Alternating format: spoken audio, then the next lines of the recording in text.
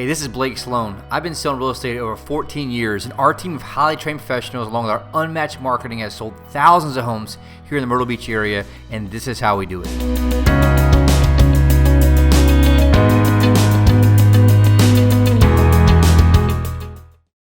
That's the one biggest difference between anybody in this room is how they think.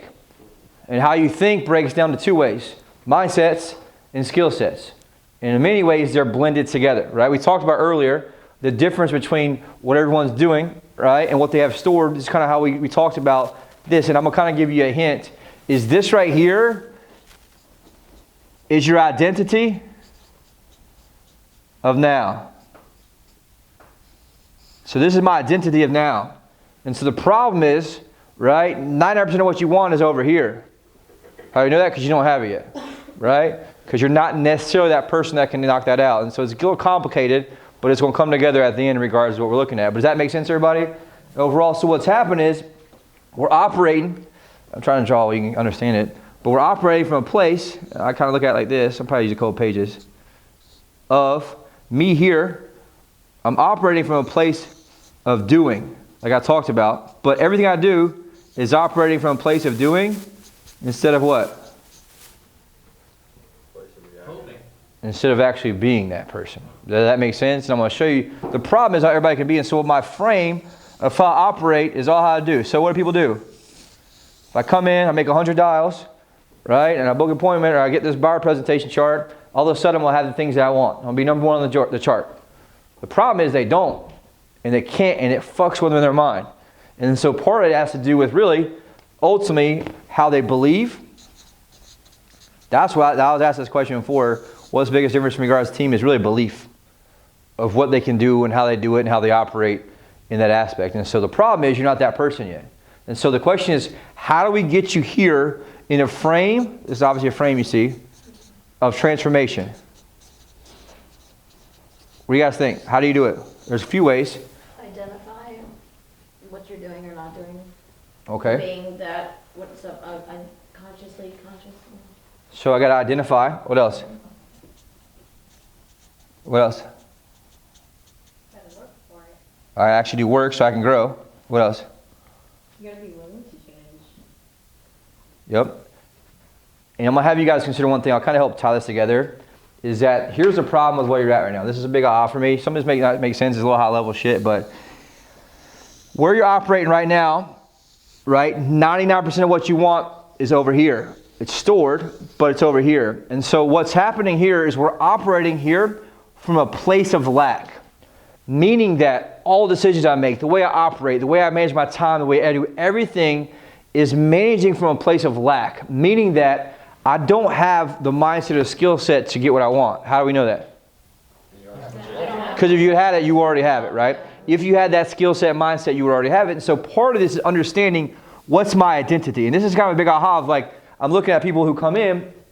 It's very simple, right? Look at this, of the freedom, how it gets them. It goes back to their identity. And Katie brought this up earlier. There's a big aha from that. Katie, what did you talk about when your first share? Do you remember what you talked about? Like my freedom, you're saying? Or But you gave a story about something. when she was first in her other job? In her what? Or the other job? And the other job. And so part of what the difference is the aha here is Katie's example. Her identity was where? And her prior job. Other job. This is why people cannot ever sustain results. Why? Because everyone does this. You ever watch people who lose 100 pounds? Right? They keep it off for a few years. What happens? They get it back. Why? They go back to the true identity they're operating from. So what happens, they lose weight. They talk the next 5 years about what? How they lost the weight, and they're keeping the weight off. Which tells me when they talk that what happened? They never switch to a true new identity. And so what happens is we're stuck in the middle of kind of who and what in that regard. Same thing. Yeah. It's important to understand this. Why? Because for you guys to ever get what you want truly in this business with the freedom of what we do, you're going to have to shift what? Ryan said it. Your what? Your identity. What does that mean to you guys? 100% of you and your being all has to resonate with here, with what I want, where I'm at. So how does that person who has those things I want, how do they think about their freedom? How do they operate within that frame of freedom? And the challenge is most people can't, because they lose 100 pounds, whatever it is, they lose 10 pounds or 20 pounds, but meanwhile they're still holding on to what? The fat person that they were, or the job of how things were at the job before. And so if I'm here fighting every day in my world of being a real estate agent, but I still have the thought of how it was in my job before, what am I doing? Sabotaging yourself. I'm sabotaging myself by living in my old identity. It's 100% true. It's true for everything. Same thing we talked about this for in the world of money, right? There's three ways of money, really, how people operate money, right? People operating money from a place of lack, meaning you don't spend any money at all, right? Super, super tight. There's a middle who does both a little bit, and there's a spender. And I really resonate with this a lot because I came from zero. I told you I used to eat Walmart on $30 a week, right? When I built this business, I'm telling you. And so there's a fear there for me that runs deeply. So it tends to me, I tend to be very cheap sometimes, right? But what happens as we have these three different levels, right? The spender, they say the good guy in the middle, right? And the cheap guy. The problem is we're constantly battling back and forth between the identity. And so the person who comes in, that's my challenge, is sometimes I relate to the identity of who? The dude that's bartending at night who doesn't have any money in the account, who's trying to grow this company from zero. And so when it comes to spending money, I want to spend money, I have a fearful of that. Or investing money sometimes, or whatever it is, right? Or what happens, and then when I'm in the guy in the middle who's actually probably doing the middle, guess what happens to the guy here? He's super pissed off because the dude in the middle is spending more money than he should have. But then when you're a spender, and you actually buy some shit, right? You're like, oh man, this is awesome. I'm spending some money. I finally got my check in. And some people do that here, right? Got my check, made lots of money. Boom, made $25,000, whatever it is. Boom, guess what they do? Spend it back out. Why? Because it goes back to the true identity of where they were before.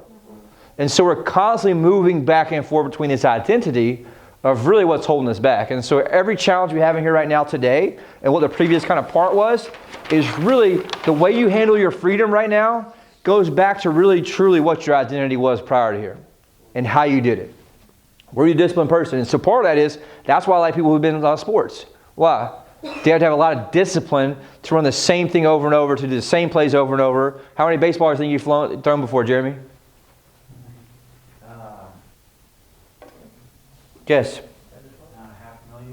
500,000 baseballs thrown, right? So, is that doing the same thing over and over? So someone who's thrown 500,000 baseballs probably doesn't have a problem making, right, a few thousand calls.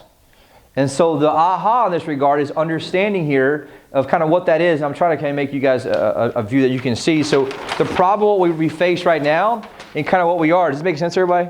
Yeah. Kind of how it's moving forward. And so I'm going to help you beat that in a second. So here is my identity of now, of who I am and kind of where I'm going, right? So this is my identity of lack, so to speak. aka now.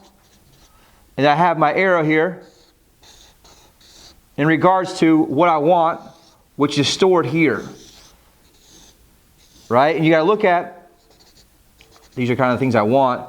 This here is my identity of what I want. Does that make sense? The problem is, guess what? It's very, very hard for people to make this jump. Why do you think that is? People resist change.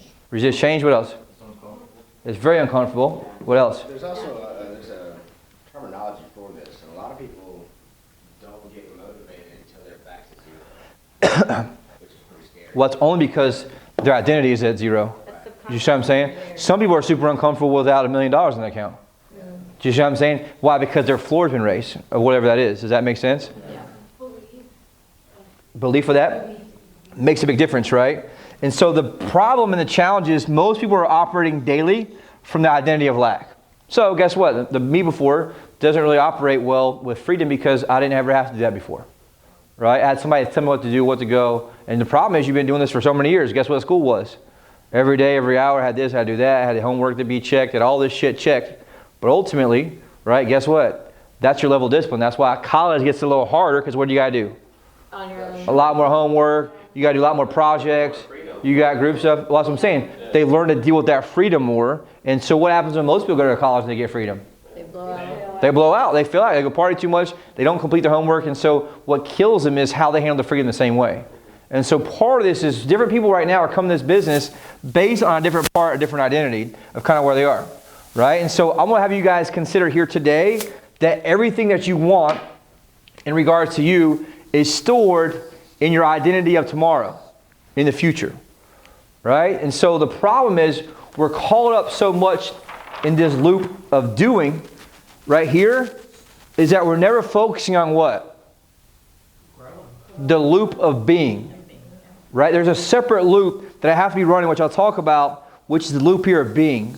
So what does that mean? I'll talk about this before in the past, but it's a little deeper. So I got to also remember, like, who do I got to become? Who is a person that handles freedom perfectly fine? And so that's kind of what I got to work on. It's not about do they make their dials or not. It's about who are they on the inside where they make their dials or call their clients back or whatever, it's without anybody watching.